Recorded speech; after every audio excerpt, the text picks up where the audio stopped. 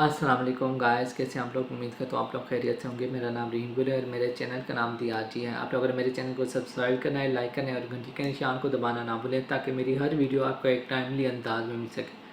आज हम जिस ड्रामे की बात कर रहे हैं वो है मैं मंटो नहीं हूँ।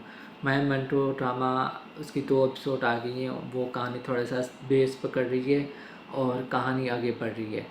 तो मुझे उसमें कुछ चीज़ें पसंद भी नहीं है और कुछ चीज़ें समझ आ रही हैं उसकी में, यानी कि पसंद आ रहा है कि क्या चीज़ हो रहा है और किस तरह हो रहा है। ख़ास तौर मैं बात करूँगा सायमा जी की। उनकी अदाकारी सुपर हिट है। उसके जो जो सीन आए हैं इन 2 एपिसोड में, तो मैंने पहले भी आपको कहा था कि उनकी अदाकारी मुझे बहुत पसंद है और इस ड्रामे में की अदाकारी लग रही है और मेरी फेवरेट जा रही है इस ड्रामे में सायमा जी की अदाकारी। और इसके बाद जो मियाँ साहब से बात करती है और जिस तरह से वो एक धीमे लहजे में बात करती है, उसकी बात मान भी रही होती है और उसकी बात नहीं भी मान रही होती, तो मुझे बहुत मज़ा आ रहा होता है। उसके बाद सीन दिखाते हैं कि वो यूनिवर्सिटी में जाती है और क्लास में अपनी टीचर को कहती है कि आप मैरिड हैं, आपके मुझे ऐसा लगता है कि मैंने नहीं पढ़ा मोटिवेशन, ठीक है। तो वो कहते हैं सर मैंने ये नहीं पढ़ा क्योंकि मेरी शादी की बात हो रही थी। तो फिर वो कहते हो गई, तो उसने कहा नहीं।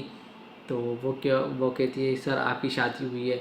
तो ये सीन मुझे बहुत बुरा लग रहा है और जिस तरह वो जोक्स पर जोक कर रही है कि सर आप, मुझे ऐसा लगता है कि आपके 2 बच्चे होंगे और आपकी बीवी मोटी होगी। फिर उसने कहा चलो बच्चे भी होंगे, शादी भी हो गई होगी, बीवी मोटी होने का क्या मकसद है। तो उसने कहा कि क्योंकि आपके चेहरे पर मोटिवेशन नज़र नहीं आती। ये क्या था, आप एक टीचर को, जो आपको तकरीबन यूनिवर्सिटी में आए हुए 3 से 4 दिन हुए हैं, तो आप किसी को भी ऐसा बोल देंगे अपनी टीचर को। तो ये मुझे बहुत ऑकवर्ड लगा, बहुत अजीब लगा। ऊपर से फिर सनम सईद का जो किरदार है उसमें मुझे वो बहुत पसंद है और मज़ा आ रहा है उसके सीन जो भी आते हैं और जिस तरह वो बात करती है। लेकिन मुझे ये थोड़ा सा अजीब लगा कि वो एमल को बुलाती है अपनी बर्थडे में कि रात को 8 बजे आ जाएं और ऊपर से वो फिर वो कहती है कि आप चलो 8 बजे के बजाय 8:15 बजे तक आ जाएं। लेकिन जब फिर वो इनकार करती है फ़ोन पर, तो मुझे ये समझ आया कि वो उसके पास उसका नंबर कैसे आया। चलो नंबर आ गया, ठीक है, मान लिया। तो फिर वो फ़ोन के पर कहती है कि मैं नहीं आ सकती, मेरे पापा आने नहीं देंगे। तो फिर वो कहती 2024 है और फिर वो मोबाइल बंद कर देती है, यानी कि वो नाराज़ हो जाती है। फिर वो जिस तरह वो परेशान होती है कि मेरी टीचर मुझसे नाराज़ हो गई हैं, तो वो पप्पो को भी कहती है और अपनी माँ को भी कहती है। तो माँ उसे डराती है कि नहीं, तुम्हारा बाप जाने नहीं देगा, फलां ये वो वगैरह इस तरह की बातें करती है। लेकिन जब वो अपने बाप के पास जाती है तो वो इजीली से मान जाता है।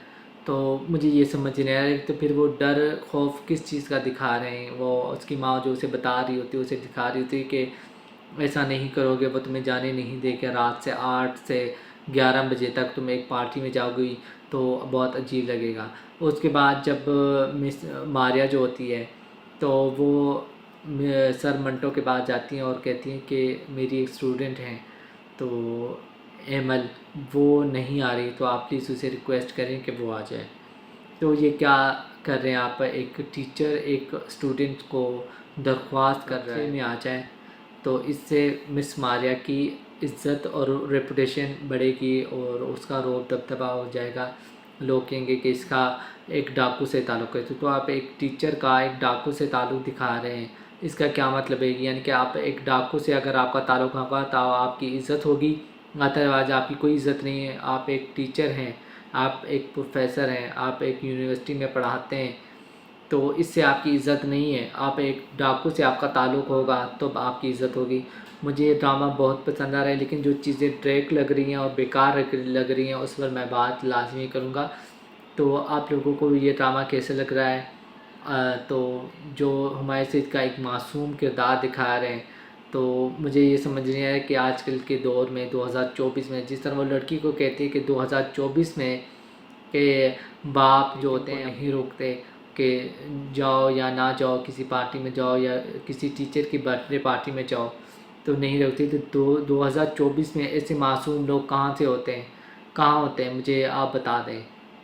ऐसे मासूम लोग होते हैं जो एक किसी की कहने पर वो फ़ोन करते हैं और फिर वो जो क्लास का सीन होता है और अपनी स्टूडेंट से वो बात कर रहा था, वो बात उसकी थोड़ी सी ना इंसल्ट करते हैं, बाकी सारे स्टूडेंट हंस रहे होते हैं, तो उसे अपनी थोड़ी सी भी इज्जत या इंसल्ट महसूस नहीं होती कि वो मेरी इंसल्ट कर रही है।